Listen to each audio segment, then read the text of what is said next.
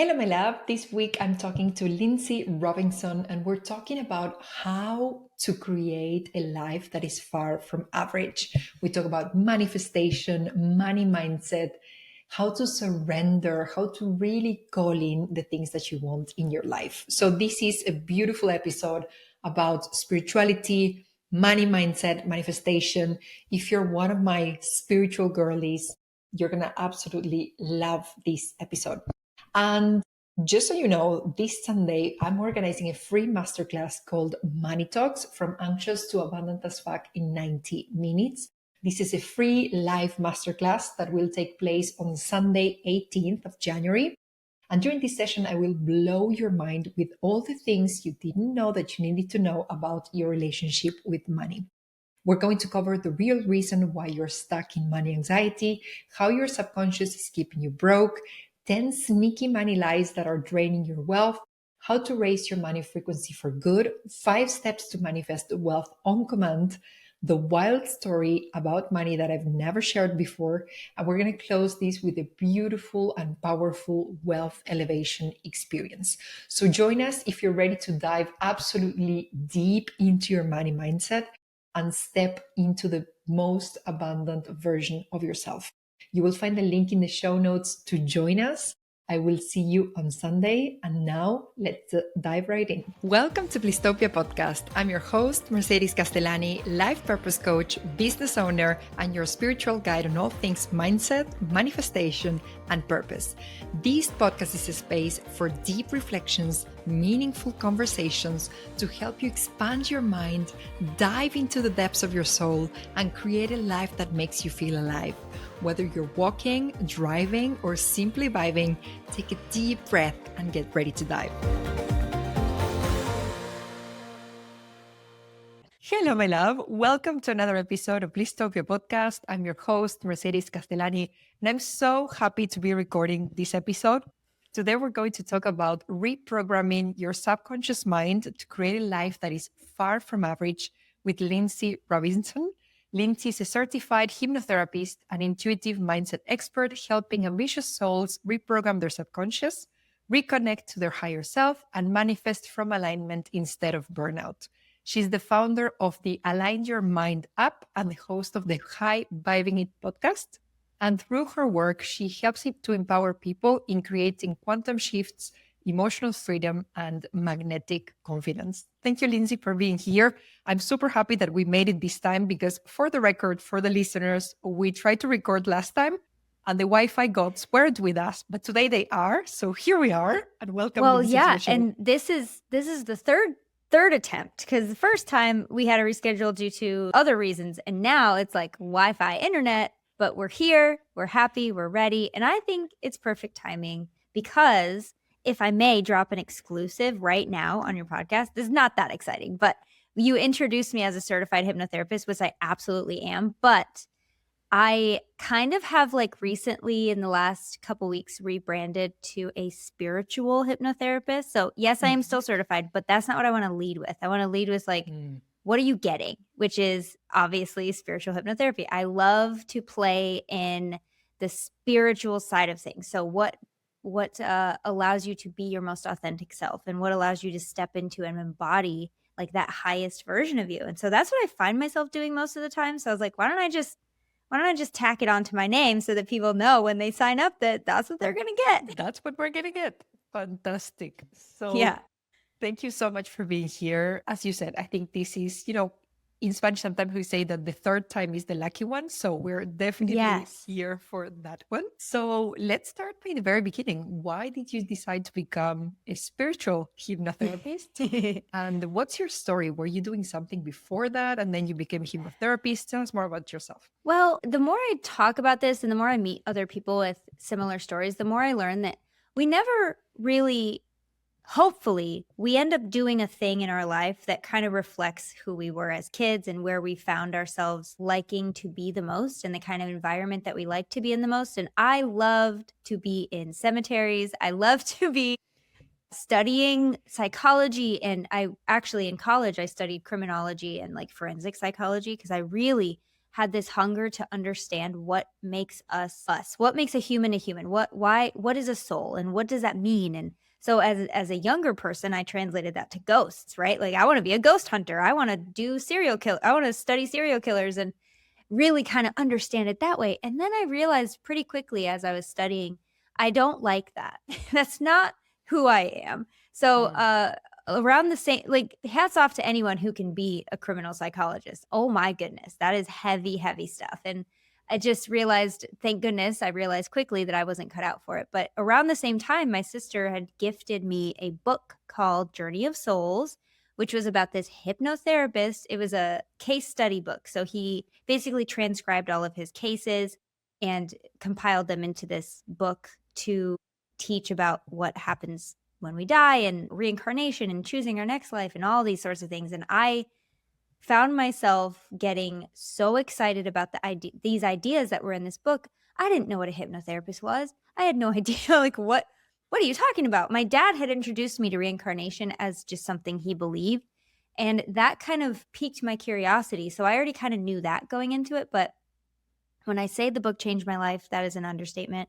Very shortly after finishing that book, I again found myself with this insatiable need, thirst for all the knowledge that could be gained on this topic because it kind of checked all the boxes, even ones I didn't know I had, right? So Mm. it really kind of, I found the thing that I couldn't put into words, but I knew it wasn't dark like serial killers, but I knew it was soul and metaphysical. And so this kind of just encompassed all of those things. Anyway, it led me to, as these things often do, when you have this life changing moment, it can be anything. For me, it was this book and a few other things kind of happening at the same time where it allowed me to give myself permission to just move across the country. So it was one of those things where like this happened and then it directly led to this life altering decision that I made. And maybe some listeners can relate to this where something or a few things kind of click into place where you're like, okay, now's the move. Now I'm going to do it. So that kind of is how it happened for me. And to keep a very, very long story short, I ended up finding an amazing institute in LA where I moved in California. And when I had my first son, I really kind of buckled down and was like, what do I want to do when I grow up? What do I want to be? And I was 27. And I don't think there's ever a bad time to ask yourself, what do you want to be? What do you like? What do you want to do with your life? And for me, it was the birth of my kid and asking myself what I really wanted out of life. I wanted to stay home with him. I wanted to be with him. I wanted to make my own hours. I wanted to not be a slave to a 9 to 5 like I had been. Mm. So I ended up finding this institute, and this was 8 years after I moved. So I kind of put it on the back burner, as we often do. We need to survive and pay the bills, and getting a student loan isn't really in the cards sometimes, but it all worked out. I attended this institute, and that's kind of the rest is history. I haven't stopped, and I don't plan to anytime soon, and I just keep getting more curious. And yeah, so I love what I do because it really just allows me to hold up a mirror to show people how powerful they are. And once you realize that, once you're on board with that piece, like, what if I could? Then everything just becomes so easy. Not Mm. easy, but easier than it has been. And if you can just have that door cracked open to hope and belief in yourself, then they can only get better from there. So that's kind of as a very vague way to say what I do. That is the underlying, I think, theme, which is look how powerful you are. Look what you're capable of. Let's translate that into obtaining your dreams and desires and hopes and wishes for your life and actually Love it. living a life that you love, you know? I love it. And I can totally relate to that moment when you find something that you're so passionate Mm, about, but you don't really know where that's going to lead you. But you're just like, yeah. oh my God, I need to read everything. I need to know everything. And you just get like obsessed with the topic and you don't know why. Yeah. And then you end up thinking, but actually, I've always kind of been interested in this topic in the past, maybe in different Yes. ways, different people, different sources. And actually, you look and you're like, yeah, well, in the end, when you connect all the dots, that actually leads you to a business, that actually leads you to Yeah. discovering a whole new world and actually finding your purpose at some point. Hmm. Yeah. So I highly encourage anyone to just think about what you liked to do as a kid and what you love to do now, because there's a way to make money on it. I promise you, if there's something you like, there is a way to make a very good amount of money on it. And just go look at any of these crazy businesses and things that people do for money, and you will prove my point. But the way it was put to me one day, well after I established my practice, was, what's one thing you could talk about for free nonstop? What's one thing that you would love to just talk about or do, even if money wasn't involved? And that's a big green light sometimes for people, a green like light bulb moment where it's like, maybe that's it. Maybe that's something I could do, or at least just explore, because there's really nothing Absolutely. like doing what you love. There's nothing like it. I wish more Absolutely. people knew and could do it. Absolutely. Absolutely. And you start following these hints that your soul is sending you. And then in the end, you find the responses. In the beginning, you don't know, but you just follow that curiosity, you follow that hint, and you will Yeah. end up finding a way to make money out of it, make a side hustle out of it, make a business out of it, make Yeah. something interesting out And of you it. know what? Be happy. Because what else are we doing here? I guarantee, I don't know about you guys, but I guarantee you, I did not come here to sit at a desk under fluorescent lights.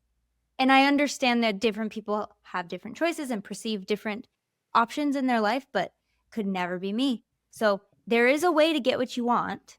You just have to figure out what it is. There's always a way to get exactly what you want. You just have to figure out what it is. Sometimes it's Mhm. the hard thing for me, which is surrender and trust. Ugh. What? Absolutely. Maybe that's Absolutely. something we could go into, because I love helping people with this, because it's almost like secondhand therapy for me as well, because it's something that I think a lot of us, especially, dare I say, women, who have to juggle 1,000 things at once most of the time, and it's really hard to let one of those things go Mm. when you don't know what's gonna happen with it, Yeah. Trust, let it There's go. so many Be things we could okay. talk about today. Absolutely. Absolutely. So, my listeners are very ambitious women who want to create lives that are far from average. And we were talking Mm. about making our dreams come true, understanding what we truly want, and actually make it come to life. So, where does one start when we want to create a truly abundant life? Well, I can tell you where I started, and that really was just that moment of like, okay, here's the micro moment. Here's the stretched out moment of when I decided to become a hypnotherapist and when I decided that it was actually maybe possible to do. I was in Los Angeles, I had my baby in my lap, and I asked the question, what do I want to do with my life? What makes me happy? What would I want to do? And immediately 8 years later, this book came screaming back to me. Remember the hypnotherapist? Remember this cool book that you read that would be so cool if you could do this for the rest of your life? Remember how excited you got? You moved across the country. Okay. Remember that? And I got excited, that expansive excitement feeling. Mm. And then immediately after, I got, well, you're a mom now. What are you talking about? You have to do the responsible thing. You have to go get money, stable money where you know where it's coming from, and be responsible. That's for other people, okay? That's not for you. You do the responsible thing. And my shoulders slumped and my energy dimmed, and I was like, yeah, probably should. But then there was a whisper, and it was honestly just a whisper. It was not loud at all, but the whisper was, but why can't you? Like, give me a real reason. And this was all happening in my head. And I know now it was Mhm. probably my higher wisdom or my soul. Like, don't you dare. Don't you dare give up right now.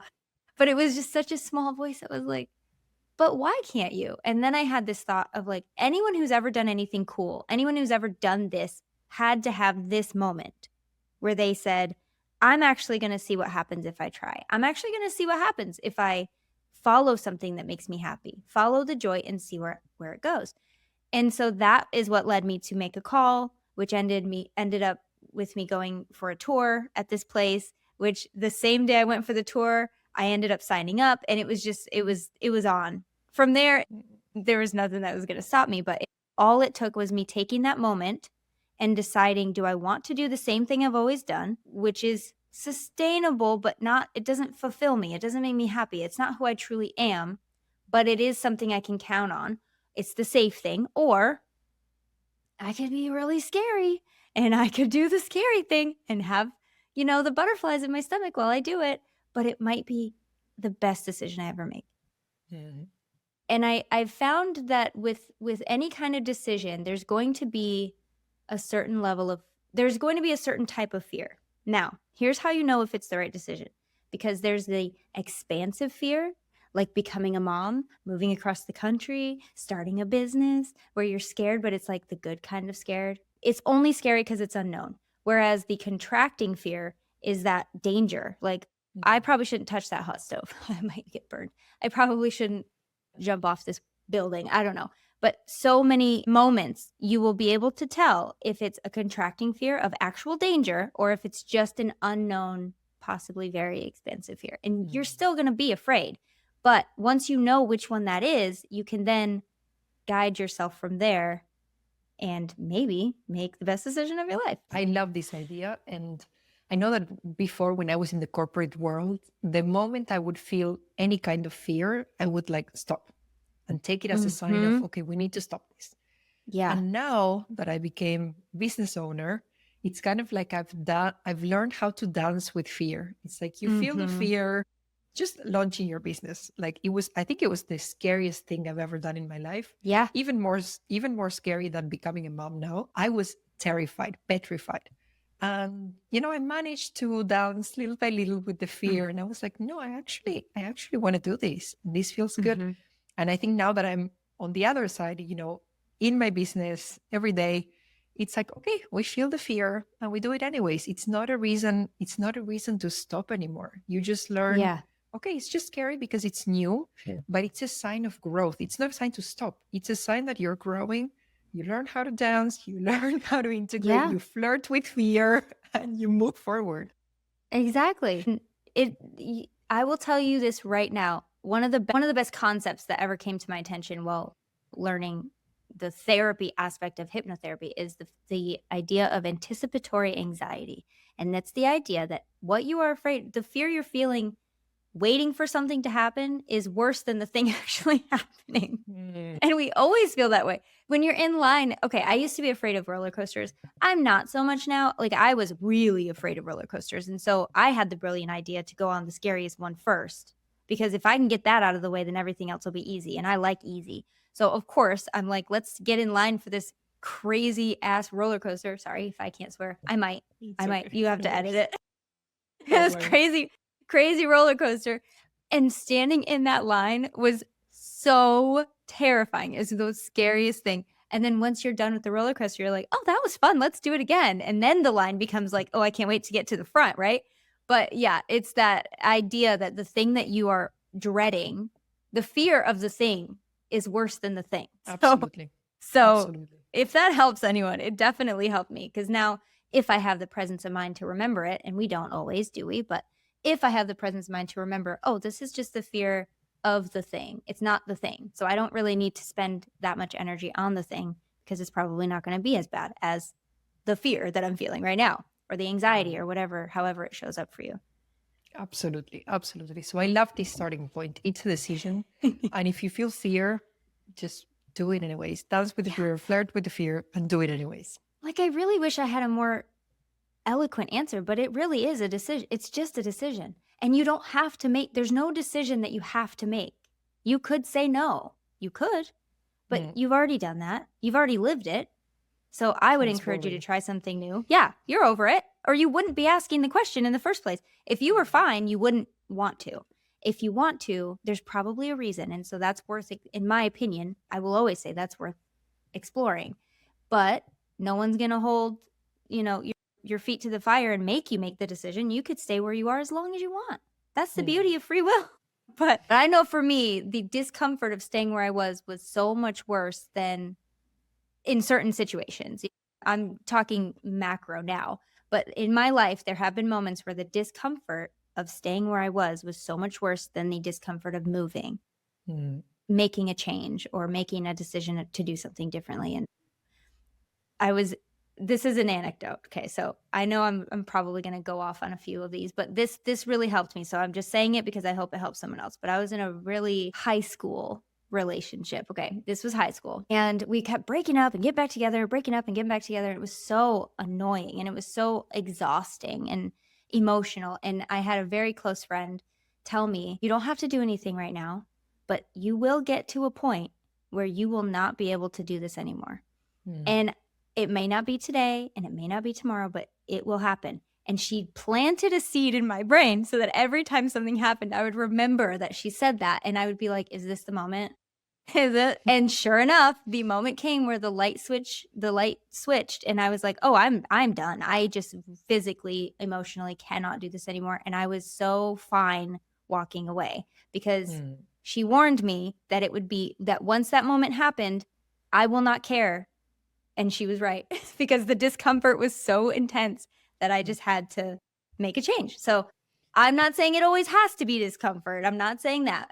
Hopefully, we don't get to that point when we make a decision that will expand us and get us to a higher version of ourselves. But if that's the case, like if the worst case scenario is that you're uncomfortable enough to move, then so be it. It happened to me. It happens to the best of us, but you don't have to make any decision. We always encourage you to, but you could stay exactly where you are for as long as you want.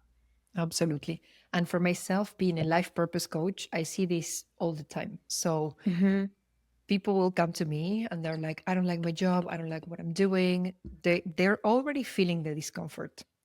Now you will have a group of people that are like, I feel like something's off. I need to change now. That's a very small percentage of people. You have quite a big percentage of people that will wait a little bit longer until the discomfort becomes quite pronounced. They start having, for example, health issues. They start having anxiety. They start having panic attacks. They might start flirting with a burnout. So that's when it's like, okay, girl, like you gotta change. This is getting really uncomfortable. And then there will be a group of people, very, very small group of people, but some people will go in there who will wait until a real health issue, a health scare, something shifting in their lives, someone passing away, something that really wakes them up. And that's like, okay, I cannot take it any longer. So where in that spectrum do we want to be? Do we want to change when we feel the need to change? Do we want to change once we're like uncomfortable? Or are we waiting for life to really wake us up? Because the universe will send these signs. Sometimes these are beautiful signs. Sometimes it's like, girl, stop. No, we're stopping this. I'm so glad that you brought that up because you're absolutely correct. And I would be remiss if I didn't acknowledge it. And I feel weird that I didn't actually say this, but but you're right. Like when you have this discomfort, and for me, it didn't show up as a physical illness, but for a lot of people it does. And for me in my later years, you know, even with my business, if I'm working too hard, the first thing that'll happen is I'll catch a cold and I'll be like, okay, thank you. I didn't listen. And now I'm laid up and I actually am forced to rest. And yeah, it is absolutely perfect. And you are absolutely 100%, which is the universe will give you little nudges. It'll be like, hey, you could say universe, you could say higher self, you could say soul, whatever. Something is telling you, even if it's your own inner wisdom, is telling you to move. And if you don't, it's not going to just go away. If it's the right thing for you, it's not going to go away. You will have a million invitations. It's like the Harry Potter scene where everything just flies through the door. And it may show up in many different ways. So I'm glad that you brought that up because it is important to note that the discomfort will manifest somehow. It will. It always does. So when are we taking the action? Yes. Are we reacting with small signs? Are we reacting with medium size? Or are we waiting until the very heavy stuff? Yes. My recommendation is to do it as quick as you can. And understand it will be scary. It's supposed to be scary. Some of the best things in my life were scary as hell when I started. And they're the best things in my life, you know? Absolutely. I will say the scariest thing, because you talked about scarier than becoming a mom. One thing that comes to mind that was scarier than becoming a mom for me, and this is going to sound so silly, I did one of those Everlywell allergy tests where it gets mailed to your house and you poke yourself. I could not poke myself. I couldn't do it. It took me so long.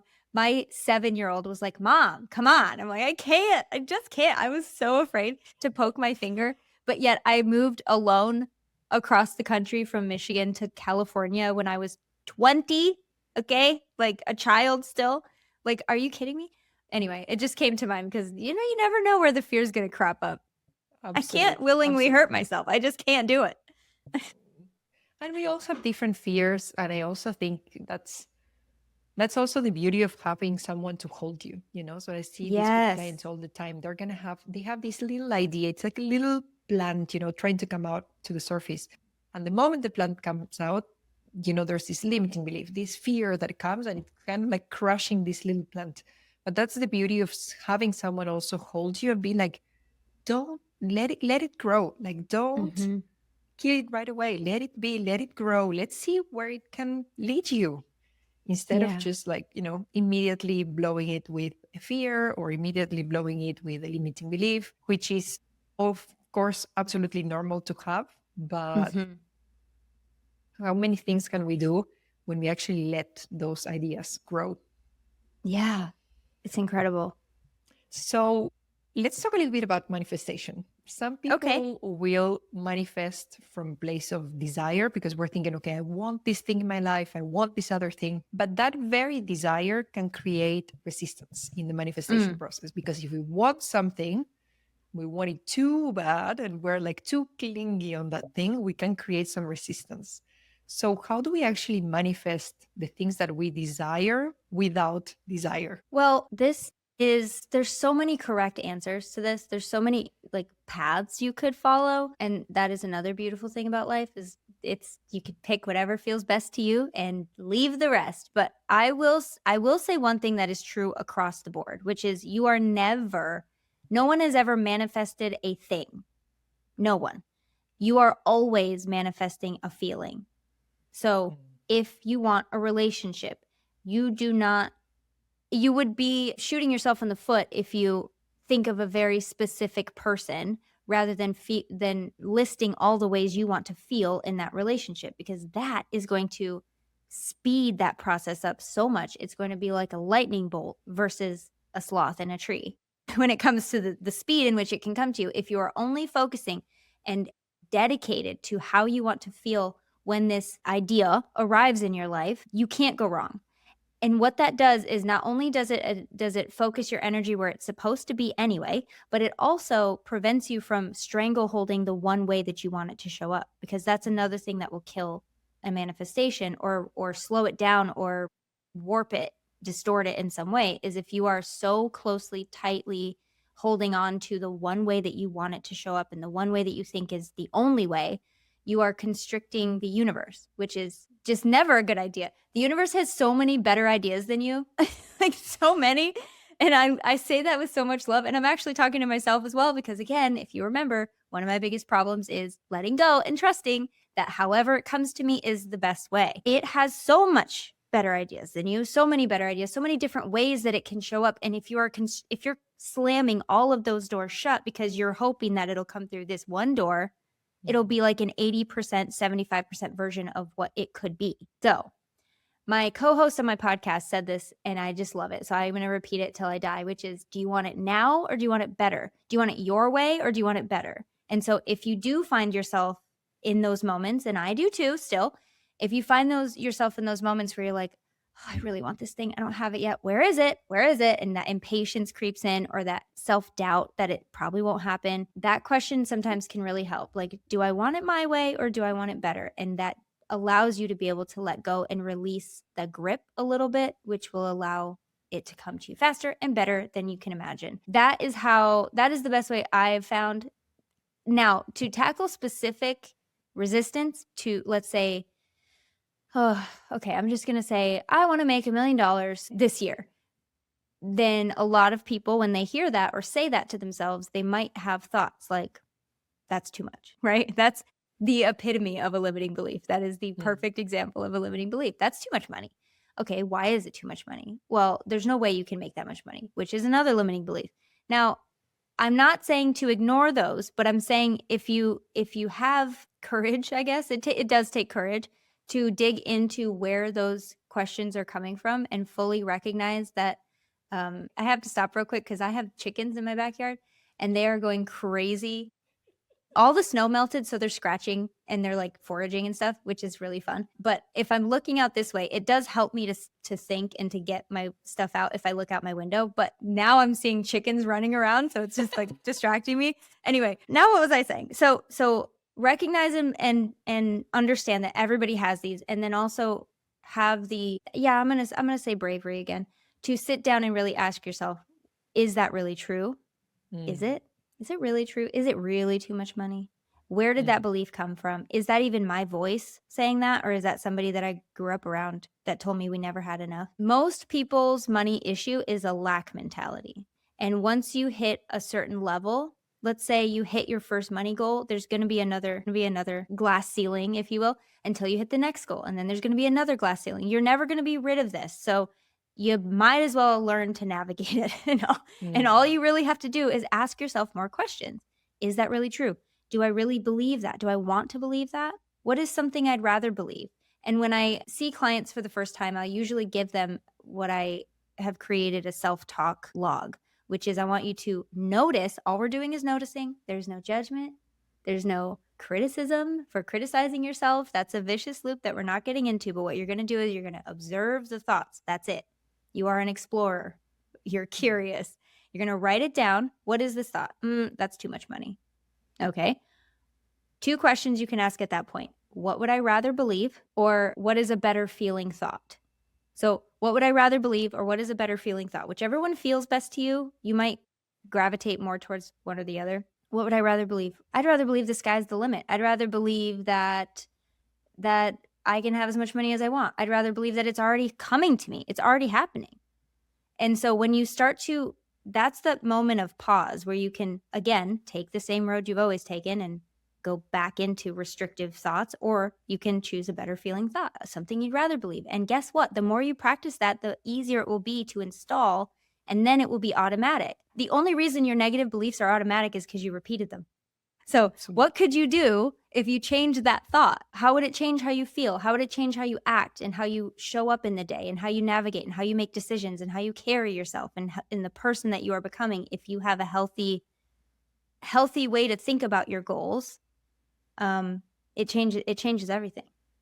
So that's a long way to say, change your thoughts, change your life, and follow the feeling only, not the same. I implore you to follow the feeling, because that is the most important thing. And I love this idea of not strangling, because when you're after the feeling, you just leave room for the universe to surprise you, universe, God, source, however we're going to call it. But then we want a certain feeling, we're after that feeling, but we are not crushing the manifestation, whether that's money, love, a new job, excitement in any kind. And it can come from so many different spaces in our lives. So I love this idea of just letting it a little bit more open, with a little bit more room for the universe to bring it maybe in different ways that we never expected. This is one thing that really helped me, and I just did it the last couple weeks. So I did this thing for the first time ever. It's a little witchy, but it's called the 12 days of Christmas, 12 days of Yule, where you write down 12 intentions that you want for the new year. And each night, you don't look at them. You fold them up. And I use cigarette paper because you're going to end up burning them. And cigarette paper is thin and it's easy to burn. So you write them down. You fold them up. You do not look at them. And every night, you take one out. You call in your guides, your ancestors. You give thanks to the universe. And you give the intention to the universe by burning it. You don't even get to see what it is.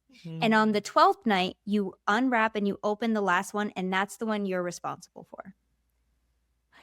When I tell you this change, it was so easy and fun to be like, well, that one's yours, this one's mine, that one's yours. And it's hard for me to do that.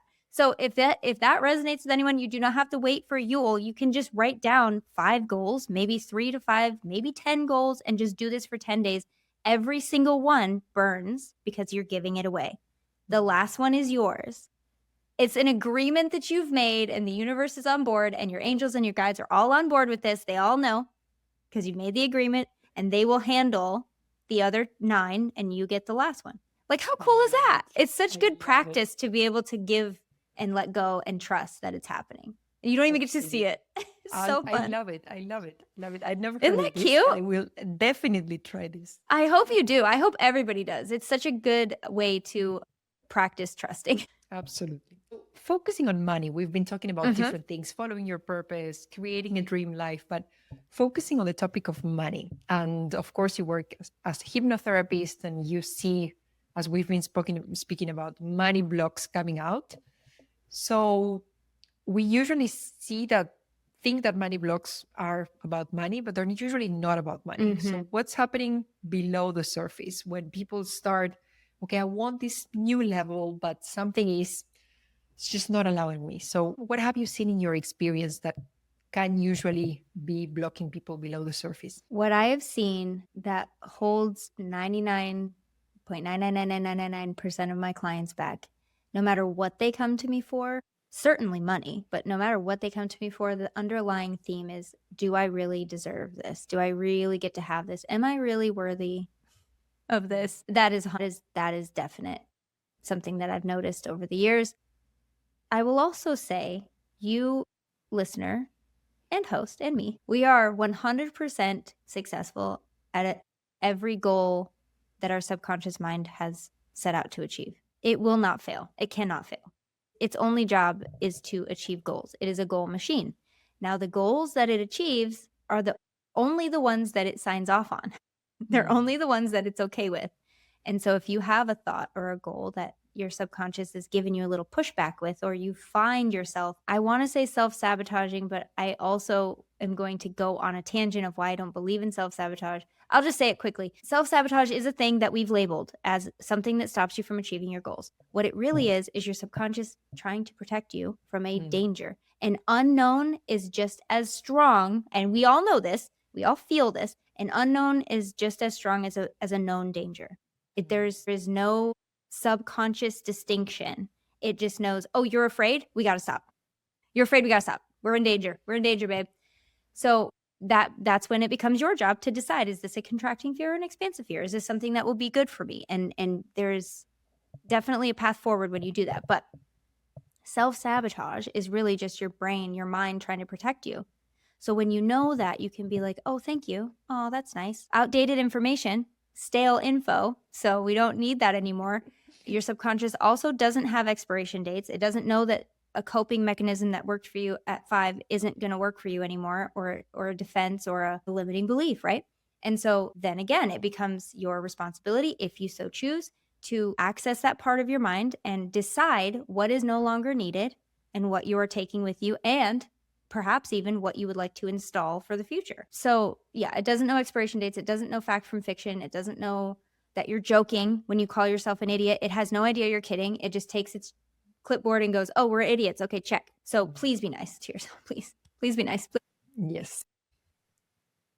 I'm begging you. Yeah. So there's just certain things that it's your automatic system that operates everything you don't have to think about. So your blinking, your digestion, the physical things, riding a bike, writing in your journal, speaking, all of these things you don't have to relearn how to do. And so they are all subconscious. It makes up about 95 to 98% of your mind. Certain studies are showing it's even like 99%. It's big. Okay. It's really big. Your conscious mind is what you use for decision making, willpower, logic, reasoning, analytical skills.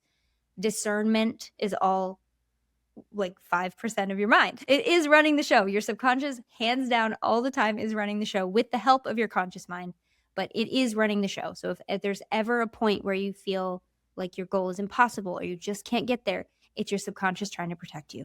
Can you change it? Yes, absolutely. That's the reason that I'm here. But to do it consciously, all you really have to do is start asking yourself more questions like, do I really believe this? Is this my voice? Do I want to take this forward? Is this who I really am? What would I rather believe? And how do I want to think? And it is doing something, even if you do it consciously. It is a shortcut, a fast track shortcut to do it subconsciously through hypnotherapy, but you are still doing the thing if you do it consciously with a journal or take 10 minutes out of your day to really get to know yourself, because that's something you'll never regret. Did I answer the question? I'll just keep going. Yes, absolutely. And I love using hypnotherapy because yes, we can think about things and we can journal, and maybe we're going to go from that 5 to we're going to go a little lower. But if you really want to talk to the subconscious mind, you need tools to talk directly to the subconscious mind. Open the brain and be like, okay, what do we have in here? And how are we going to reshuffle all of this so that it's actually supporting you, supporting your goals, and supporting what you're saying that you want at a conscious level. So putting the subconscious on board with all of that. Of course, it's much easier said than done, and we need a lot of expertise in order to do that. But I'm just such a huge fan of rewiring and just putting your mind on your side, basically playing for you. I think I hate and love to say this both at the same time, because I think the overarching theme of this whole episode, of this whole chat, is it's up to you. Like, you're not stuck. Sorry. Wouldn't it be great if we had sometimes I think, like, if I was just stuck here and it was out of my control, how would I be different?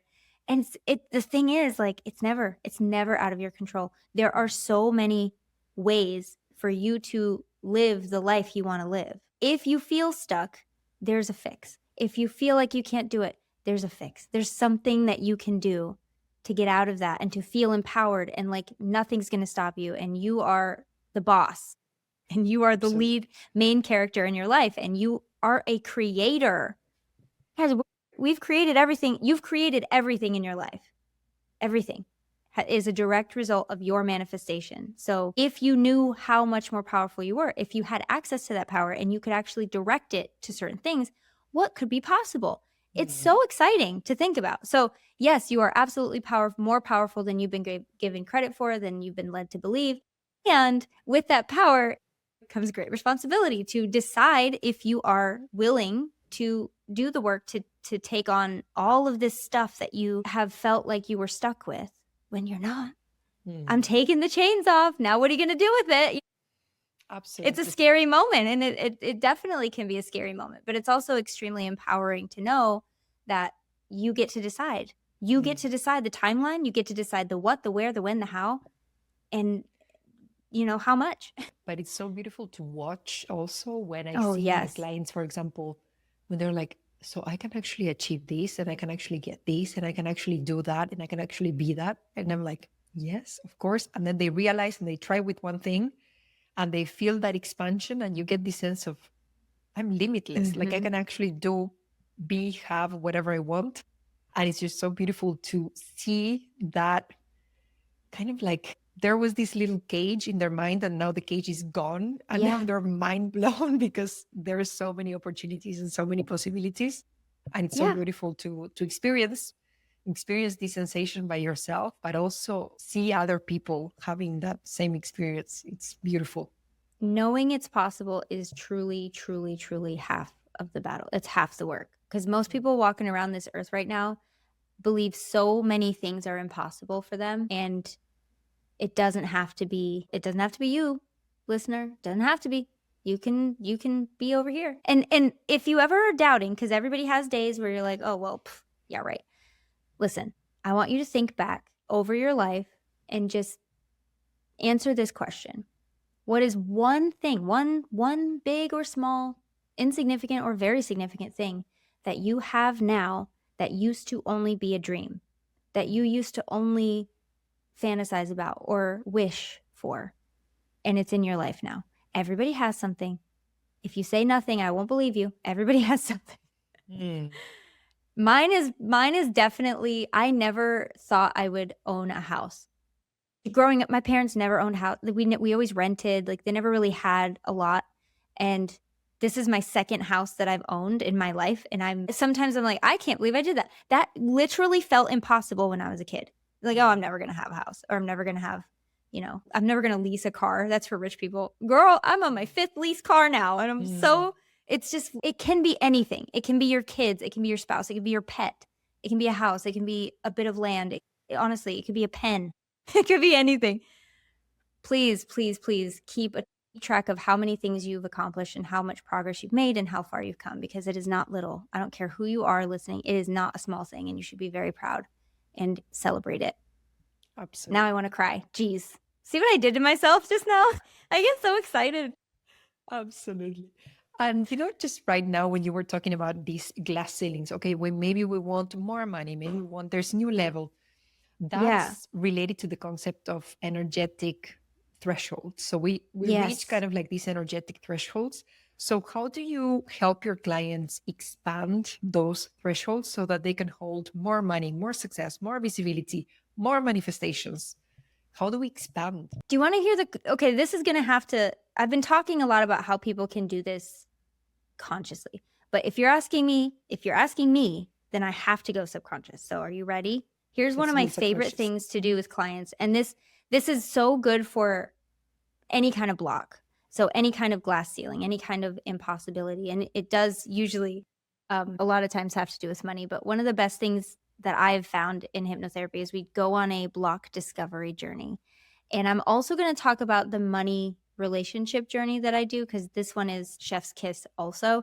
But the block discovery can work with anything. And it's really just you getting into a hypnotic state, a deep, deep meditative state. And we talk to the block. What does it look like?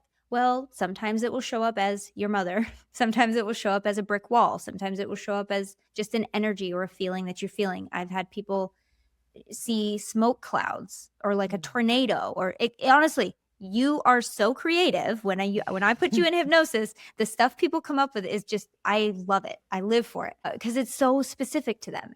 And we just talk to it. What are you doing? What are you doing here? And you know what the answer is most of the time? Spoiler. You wanted me here. I thought we had this agreement. You told me to be here so that I could protect you from whatever this is. And I'm just doing what you told me to do. And once the client realizes that it's a misunderstanding, it's like, you put me here to guard you from this, and now you're telling me to go. And we ask it, what do you need? What do you need in order to feel comfortable being released? What do you need for me to say goodbye to you? And it's always such a beautiful moment when they're able to let go of it. And sometimes they're not ready. I've had clients in hypnosis be like, no, I just want to hold on to it a little bit more. Okay, perfect. You don't have to do anything. But when they come out of hypnosis, they're like, oh, I should have. Why did I do that? But it'll happen whenever you're ready. But just knowing and just acknowledging that there's nothing that's happening to you. It's always happening for you. Inside your body, outside your body, inside your mind, outside your mind. It's always happening for you. And these blocks, more often than not, I would say I've never had somebody say anything else, really. So it might be something else, but I've never had a client say it wasn't direct result of them wanting it there, or them putting it there, or it trying to protect them in some way. And so once you understand what that is, you can communicate with it a little differently. You can allow it to leave and release it on a subconscious level so that it doesn't show up as much anymore. So that's a fun one. That's a really fun one. It's works every time. It's so much fun to do. Even if it's just like that clarity moment. It sounds like a very loving methodology, because you're actually talking to this, whatever it is, energy, a visual, something. You're actually talking to the thing. You're actually listening to what they have to say, and you can actually let them go from a place of love, understanding, peace. So it sounds also like just very aligned. Very absolutely. Yeah. It's, everything I do is release with love, talk to it with love, because it like, what up? Yeah. Even the worst ones. Like I did have a client once, like, this thing is angry. It is like very, very heavy energy. Like I feel a little nervous. So then we can bring in, and this is rare. Okay. This is very rare, but sometimes what the mind will manifest is negative, like feels negative. And so we'll bring in a guide. We've already established the spirit guide by this point. So we'll bring in the guide. We'll bring in some sort of protection for the client so they know they're safe and nothing can happen without their permission. And by the end of the session, even the heaviest ones have come to an agreement. And that is a very beautiful thing, because it just changes everything when they, I say leave my office, but when they turn off the Zoom is really what it is.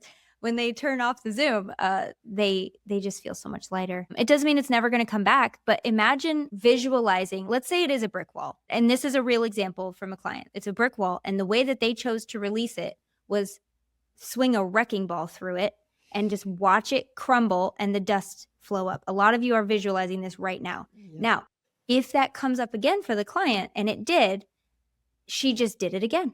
I'm going to close my eyes real quick, because once it happened, this is another important piece. Once it happens in your subconscious, it happened. It happened. It will believe it. Like I said, it doesn't know fact from fiction. It doesn't know reality from fantasy. So if it happens, if you have this experience in your subconscious mind, your subconscious will take it in as true. And so all you really have to do is close your eyes, go back to that moment. You'll be able to picture it pretty easily because you've already been through it once. And it'll be more like a memory. It'll feel more like a memory than something you're just imagining. And bring the wrecking ball through. And she said each time, it only happened a couple more times, but each time the wall was smaller when it showed up. And so it was a lot easier to break it down. And that's usually what happens. It will shrink. It will realize it's no longer needed. And look how powerful you are. That's so great. Now, the money one, if you want to talk about the money one, this one's also fun. It's a lot of my hypnosis, and this is why I think it's so powerful too, is because it allows communication with, in this case, money. So in that case, it was a block, whatever's blocking you, let's talk to it. Now it's like, let's talk to money. Let's talk to the energy of money. What does money look like to you? For me, it looked like a stack of cash with googly eyes on top. So it was just like this stack of cash. I don't know. It's so weird. It's an insurance company called Geico, and one of their old commercials, they'd have that literal, it's the thing from the commercial, a stack of bills with googly eyes, and the song, I always feel like somebody's watching me. So goofy. Like I said, it can be anything. It really can be anything. There's no wrong answers. But my googly-eyed money stack said, because what we ask it is like, you tell it how you feel being with it, like how you feel being with the energy of money, and it really is just an energetic exchange. And then you ask money how it feels about you, and money, how do I treat you? This one's big because people aren't expecting to immediately know this answer, but they always do. How do I treat you? How would money say you treat it? Would it feel, if it were a friend and if it were a relationship that you had, how would money feel like you treat it? Do you just spend it too fast and don't care where it goes? Do you hoard it? Are you too possessive of a friend? And so thinking about these things in a different way, if money were a friend, would you invite it over for coffee? Like, how would that go? And so that's really what we do. How do I treat you? How can I have more of you? Is there anything you want me to know? How do you feel about the world? How do you feel about how people see you? And my poor little money stack was really sad because it felt like what you do is you switch places with money, and you have money look out into the world as you, and then you look out into the world as money. And so when I looked out into the world as my stack of money, I felt sad because I was so misunderstood. I just wanted to help. I just wanted to be there for everybody. And there was so much of me to go around, but people called me evil, and people called me dirty, and people had all these negative beliefs about me, and the scarcity and lies. Like, it was this feeling of like, how dare you say these things about me? I'm so not that, And so this was 15 years ago when I did this journey, and it still sticks with me every time. I look at money and I think, oh my gosh, I just love you so much. Thank you for being in my life. I want to appreciate you. And even as I say that, there are people that are going to hear that and be like, oh, she's idolizing money too much. No. Everything is energy. So if you want money, appreciate money. Like, appreciate it in your life. Like attracts like, and being appreciative of things only brings you more things to be appreciative of. So why would I do anything else? If I see any kind of money, a penny on the floor has the same energetic signature as $100 bill. So when you are finding pennies or nickels or dimes or any kind of coin or a dollar bill, appreciate it as if it is $100 bill, because the energy is the same. And so, so those two journeys, I think, if we're talking directly about hypnosis, those are the two main ones that I will go for.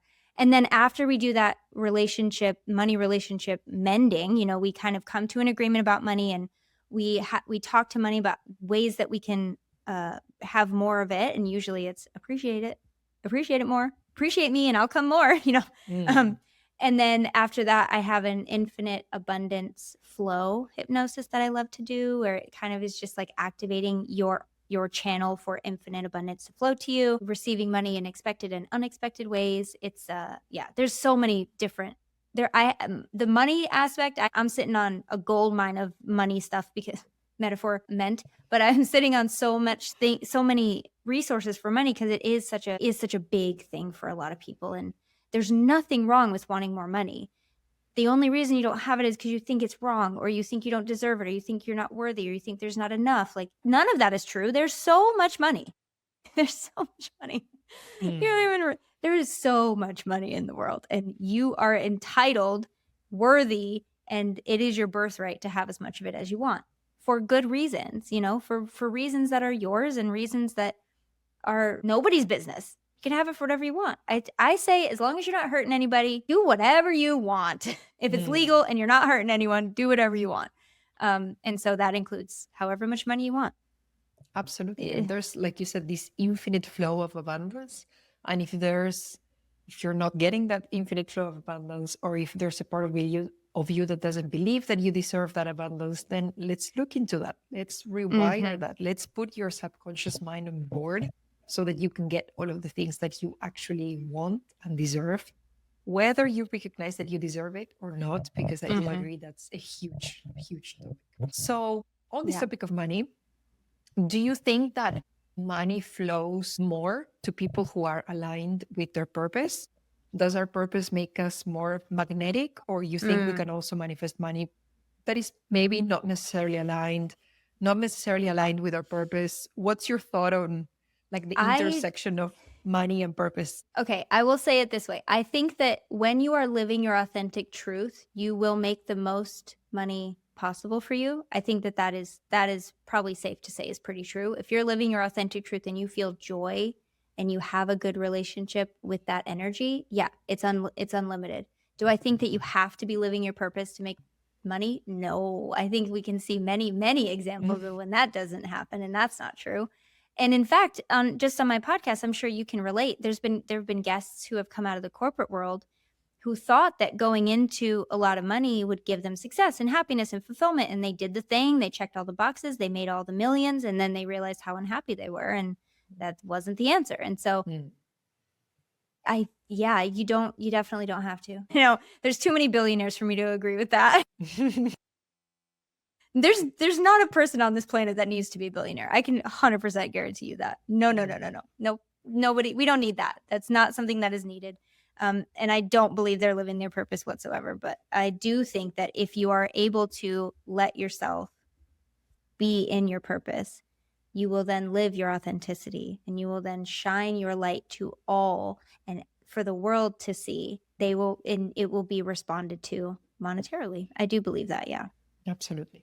Continuing. Is that controversial? I don't think it's controversial to say billionaires shouldn't be allowed. I don't think that's controversial. I think that we can all agree. A multimillionaire, but a billion, come on.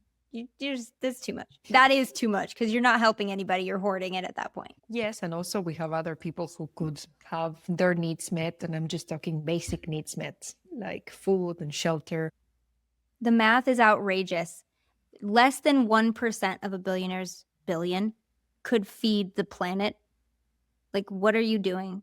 What are you doing?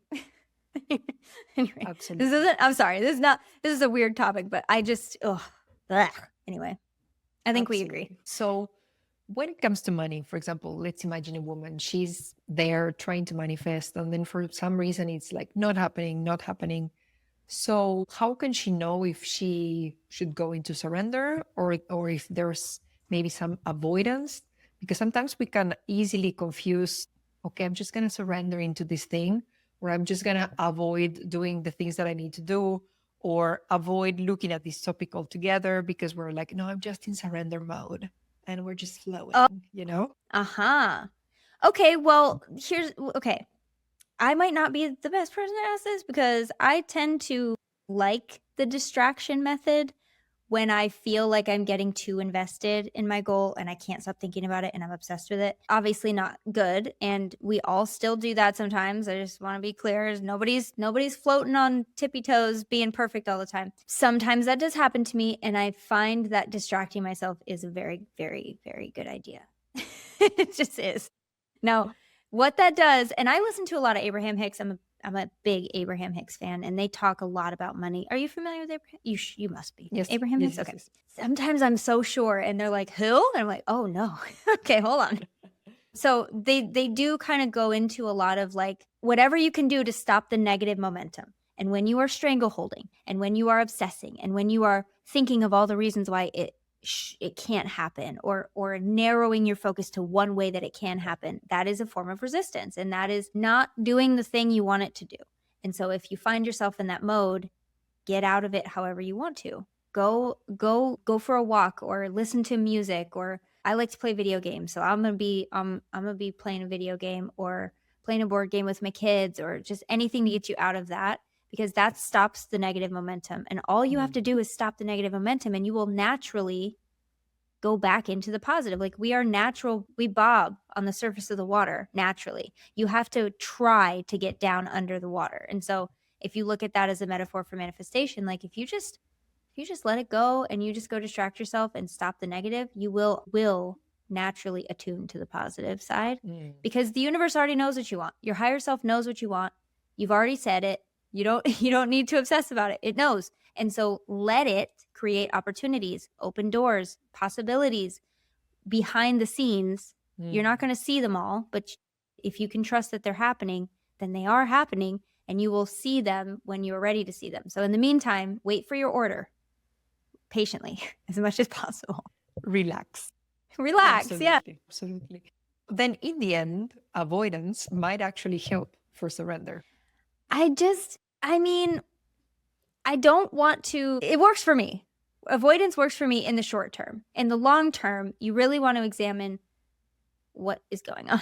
Like, why do I feel so obsessed about it? What am I grasping? What am I trying to do? For me, it's I feel like I have to control it, because if I don't do it, I can't trust anyone else to do it, because that's just kind of how I grew up, and I was taught, that, and it's still something I'm working on. And so when I can remember that, I'm like, okay, that's what's going on. It's okay. I can trust the universe wants what I want. It's bringing it to me as fast as it can. I can just relax. And another thing that helps is sometimes I'll make a list of all the different ways it can happen. It can come true, knowing that there are so many more that I'm not thinking of, but it does help to get you in that mode of it's coming, it's possible, it's happening. It's a natural next step for me. And all the reasons it's a really great idea. So that is also a form of distraction, I think, because again, anything to get you out of that slower momentum and into the fast, good momentum, and making a list of all the ways it can happen and why it's a great idea is a really great idea, because it gets you into that positive so much faster. And also it puts you back in this state of abundance. When we are we have this tunnel vision, I want this manifestation to come from this one specific spot, and we just get so rigid about it. Then if we can sit and we can be like, okay, I want this thing, whatever it's an emotion, maybe it's money, maybe it's love, whatever we are actually dreaming about. And if we can be like, okay, what are all the ways this could possibly come? And there are, as you said, so many other ways I haven't even think about it. Again, we're not struggling the thing, but we're like, okay, let's open up to more abundance of possibilities for this thing to actually manifest into our lives. Yes, specifically with money, here's something that actually, here is like, if I were going to do this, this would be the step-by-step. The step-by-step would be, why do I want money? What is it giving me? It could be freedom, security, fulfillment. It's usually freedom, relief. Okay. Write down all the feelings you're going to have once this money comes to you, as if you know, which you do. If I did know how it would feel, what would I say? And so write all that stuff down. And then from there, yes, you can go into, this is how I want it to show up. I want it to show up in the form of money, and here are all the ways it can show up. And it's just a really fun thing. It's actually quite fun when you get into that mode of like thinking of all the possibilities and all the feelings that you're going to have. And to drive it home even more, the step 3 would be, so what is the feeling I want? Freedom, relief, security, fulfillment. How can I give that to myself now? How can I give that to myself more than maybe I have in the past? And obviously, if that's what you want, that's what you need, go get it. What are some ways you can feel freedom today? What are some ways you can feel secure today or abundant? And again, like attracts like. Whatever you feel is going to be attracted to you more. So yeah, how can I feel abundant today? How can I feel rich? How can I feel like a rich bitch today? And then watch the money flow in. Absolutely.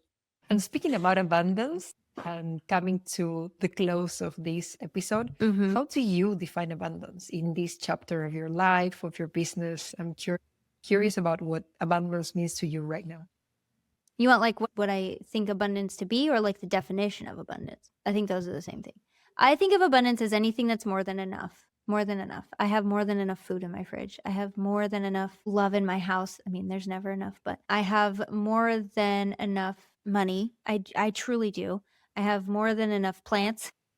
I have an abundance of plants, books. I have an abundance of compassion and passion. I have an abundance of willingness to help, to just be whatever, be the manifestation for someone else. Yeah, you tend to start with your basic needs first. Like basic needs are food, shelter, right? Connection. And there's definitely an abundance of that. So if you can start there, you're doing pretty good, I think. And then everything else is just fun. It's just icing on the cake. Yeah, I think that's how I would define abundance. It's just more than enough. More than enough, yeah. I love it. Isn't that great that most of us have that? Absolutely. We just need to sometimes open our eyes and recognize this is actually there. There's actually more than enough of this, more than enough of that. And just that recognition, that appreciation brings more of it, of other things that maybe we also want. Here's my favorite thing to say real quick. My favorite thing to say when I realize something is manifested: thank you, more please. Thank you, more please. Feel free to take it. I promise you it feels good. Thank you, more please. Thank you, more please. It's so nice. I love it. I love it.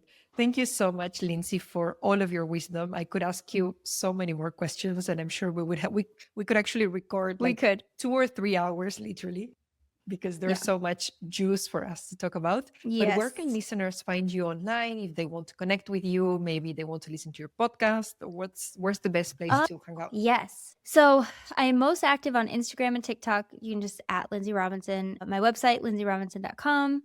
My podcast is High Vibin It. My app is very awesome, and it's pretty new. It's less than a year old. I just did it in the summer last year, and it's called Align Your Mind, and it holds all of my best digital stuff. So hypnosis audios for pretty much anything you could want. Mindset, manifesting. I have EFT sessions in there. I do card pulls and I do card readings in there. And we have live events every month. The February one, I don't know when this is going to air, but the February one in real time is going to be the next one. And that's going to be the first week of February. You can get on my email list to know when that's going to happen. But those are free for everybody. Anyone can join and just soak up the vibes, get a group hypnosis. It's a really fun time. So yeah, those are probably the main points. I know I'm forgetting something. I always do, but those are the main ones that you can find me.